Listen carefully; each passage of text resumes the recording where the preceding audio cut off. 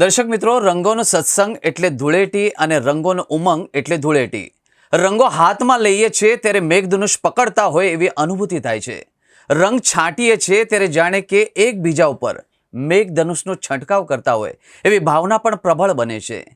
રંગે રંગાયેલી પ્રકૃતિને ગમતી વ્યક્તિ પર રંગ છાંટવાનો અવસર એટલે ધૂળેટી, જેમાં લાગણી છે, ઉમંગ છે, ઉત્સાહ છે અને ઉદાસી પણ છે. દર્શક મિત્રો, આ બધા જ જીવનના રંગો છે. એમ રંગોમાં પણ લાગણી છે, ઉમંગ છે, ઉત્સાહ છે અને ઉદાસી પણ છે. કબીરની ચદરિયા જુદા રંગે રંગાયેલી છે. મીરાનો કામળો શ્યામ રંગ સમીપ રહ્યો, આપણે રંગોથી રંગાયેલા છીએ, પરંતુ રંગો દ્વારા પામવાના ઉમંગને આપણે ઓળખી નથી શક્યા. ધૂળેટી રમીએ છીએ, પરંતુ ધૂળેટી જીવતા નથી આવડ્યું. હોળી અને ધૂળેટી બંને તહેવાર ભક્તિ અને રંગો પ્રત્યેની આસક્તિ પ્રગટ કરે છે.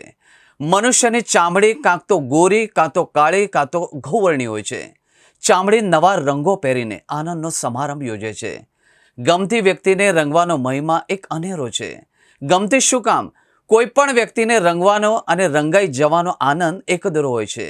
સફેદ વસ્ત્ર પર પડેલા રંગો જીવતા લાગે છે. આપણા અસ્તિત્વ પાસે આકાર અને નિરાકારને ઓળખવાની સમજણ છે. આકારમાં રંગ હોય છે, નિરાકારમાં માત્ર રંગ જ હોય છે, આકાર નથી હોતો. ધરતી અને આકાશની વચ્ચે કેટલાય બધા રંગો નિરાકાર હોવા છતાં આકારમાં સમાયેલા છે. બાળપણની ધૂળેટીમાં પિચકારીનો મહિમા હતો. યુવાનોની ધૂળેટીમાં સ્પર્શની સંહિતા હતી. લગ્ન પછી એ જ સંહિતા મીમાંસા બનેલી. ઉંમરના અમુક પડાવ પછી ધૂળેટી દૂરથી જોવી ગમે છે. દર્શક મિત્રો, ઋતુ શબ્દ સત્ય ઉપરથી આવ્યો છે. પ્રત્યેક ઋતુને એક સત્ય છે અને પ્રત્યેક સત્ય પાસે એની પોતાની ઋતુ હોય છે. રંગો પાસે ઋતુનું સત્ય ખડું થાય છે અને એટલે જ કેટલાકને રંગો શોભે છે, કેટલાકની શોભામાં રંગો અભિવૃદ્ધિ કરે છે. ધૂળેટી એ ખરેખર તો જીવનના રંગોને સંતુલિત કરવાનો ઉત્સવ છે. આપણી ધૂળેટી ઇકો ફ્રેન્ડલી થઈ છે, પરંતુ ઇગો ફ્રેન્ડલી બને એની રાહ જોવાય છે. જેમ કુદરત આગળ બધા જ રંગો સરખા, એમ માણસ પણ જીવનની બધી જ અવસ્થાઓમાં જાતને સ્વસ્થ અને તટસ્થ રાખવો જોઈએ.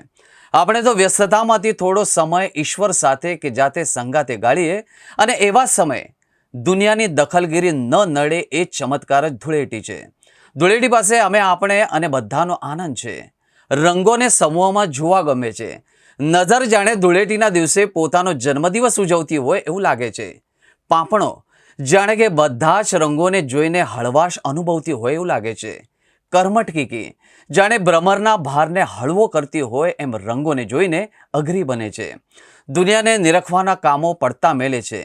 ધૂળેટી એક પ્રત્યેક રંગમાંથી સાચું અને પ્રત્યેક સાચામાંથી રંગ શોધવાનો દિવસ છે. ધૂળેટી રંગોથી નજર ઉતરવાનો દિવસ છે. મિત્રો, તમે પણ આ હોળી ધૂળેટીની ખૂબ મજા માણજો.